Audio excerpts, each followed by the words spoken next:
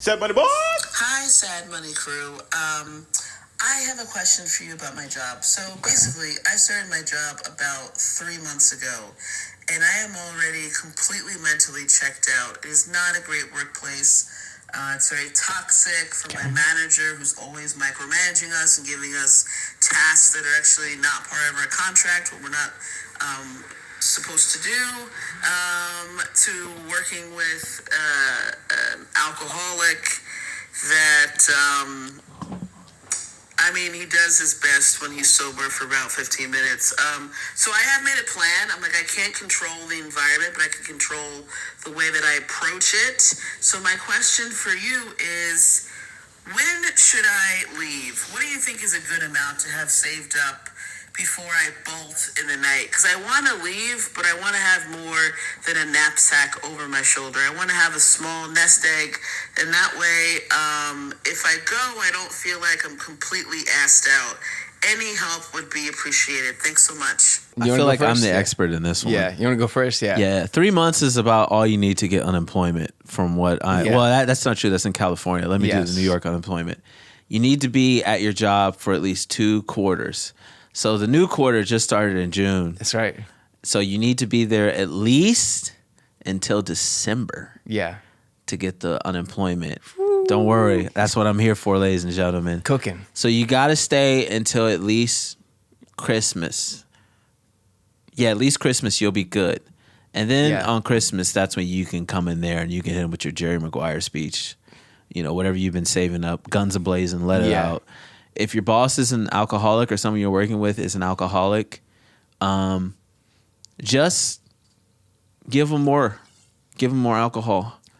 Yeah. Let them get really wasted. Let them get really drunk. Enable them. Enable them. Enable their issues in their life. Because that'll take the heat off of you. It does. Because let's be honest, you're not going to be doing work much longer anyway. Right. 3 months is about the time when the new car smell wears off. Yeah. You know what I mean? It's worn off. Yeah. Based on her tone. Yeah. You know how every time you get a job or a new job, you tell yourself like, man, it's going to be different this time. Right. I'm going to be good. I'm going to be somebody. They're great. Yeah. They're great. It's and I'm going to work care. out. I'm going to care. Yeah. It's kind of like presidencies where you're like, it's going to change the world. Right. This president's really going to save us. Yes. And then you get a little bit further in and you go, this person's not going to save us at all. Same person. So that's what it is. It's like you got to know no matter what job you get, you're never going to be happy. Right. Because you might not just be a job person. It comes from here. Happiness starts here. And also it comes from not having an alcoholic boss. Right. You know. Also, definitely don't leave, get fired. You got to get fired. Make sure you get fired. Yeah, you got to collect the unemployment. Yeah. Also, an alcoholic boss isn't that bad. I knew a guy who was a meth addict Boss. He looked over other people. He did. But he was also like, it was weird. It was like at a chicken stand in California. Okay. Yeah. He would be like trying to trade. He'd be like, you got any drugs? And they'd be like, I'll trade you some chicken for it. It was not a good situation. Okay. Yeah. Did But the meth get cross-contaminated with the chicken? No. Okay. The chicken would be fried and then he'd be like trying to, okay. Score meth that way. score meth with chicken. And somehow those worlds didn't. It wasn't like Breaking Bad back then. You know what I mean? It was no Los Pollos Hermanos. It wasn't, you know what I mean? It was just a guy who really wanted meth and was willing to trade chicken for it. And turns out the street value of meth is higher than fried chicken. Fried chicken, yeah. A 2-piece and a biscuit. Yeah, it's not close. So that guy's dealing with his own addiction. Leave that alone. You're leaving in December. Yeah. Then you won't have the knapsack. I think you get a severance too. Sounds like she's going to get fired from a job with a severance. I don't even work jobs like that. What's the best way to get fired? Like to make them fire you? Because some people have a hard time getting fired. As crazy as that sounds. Boy, I know that sounds crazy, but yeah. This is what I was born to do. Hey. If there was a job where I could teach people how to get fired, You could get paid a lot of money for that. I could. I've been waiting my whole life for this. Yeah. All right. What's the best way you think for her to get fired? Yes.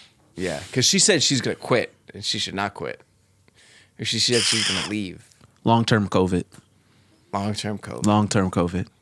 I like that. Use it for anything I because like you can use it. No one knows What that means. what that means. It's just Long-term like, COVID. yeah, she's like, hey, you haven't been doing your emails. It's like, yeah, it's hard for me to look at the screen. I have long-term COVID. Throw it a cough. Hey, you haven't been showing up on time. It takes me longer. I have long-term COVID. Yeah. Oh, what's going on? Like, you know, Right. I don't know. It could be anything. Long-term COVID. That's it. Hey, Genius. you didn't send this whatever package or, you know, this thing. I have memory lapses, long-term COVID. And document it. Document it. Every email, they're like, you know, this is supposed to be done. Long-term COVID. Do you smell that? I smell a lawsuit cooking. Exactly. Ooh. Yeah. It's cooking it up. That's the number one excuse. I would use that for everything. I like that. Yeah. Going on a Damn. date, forgot my wallet. Long-term COVID. Yeah. Yeah. I just don't remember anymore. Hey, man, my birthday was last week. You were supposed to show up. Long-term COVID. That's right. I feel like this is a Curb episode. Yeah. Long-term COVID. I like this. That's what you use. That's Honestly, the number one genius. go-to. Honestly, genius. Long-term COVID. I'm putting free game out there. You go ahead now.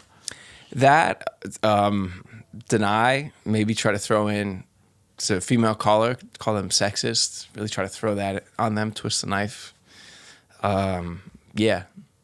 I think play anything you can to your advantage.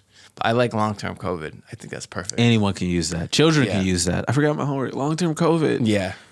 He's like, you're 5. Yeah, I've had it since I was 5. I had it in the womb. And you said 3. Yeah, 3 months is good. I'd say 6 months, but 3 months is pretty good. What do you mean? Of like savings, like saved up. She said, how much should I have saved up? Well, I was just talking about her to make it to unemployment. I'm not even talking about savings. Okay. But from here to December, yeah, assuming if you've been working, she said she's working the job for 3 months. 3 months, yeah. That's the next 3 months. Yeah. So if you make it to December, that's 6 months. Right. But yours is better to save. Mine was just talking about how to get the next couple of checks. After that, yeah. After that. I see. Yeah. And then, but if you want to save 6 months, totally, that's the guy to talk to. I spend all my money on shoes. So he's the guy for that. Shoes look good, though. Thank you. The shoes look great. Yeah. Yeah. They should be in my savings right now. I don't buy any shoes without sending a picture to Alex. I'm like, is this right? Yep. Usually I get roasted, but once in a while I get it right. You got it right.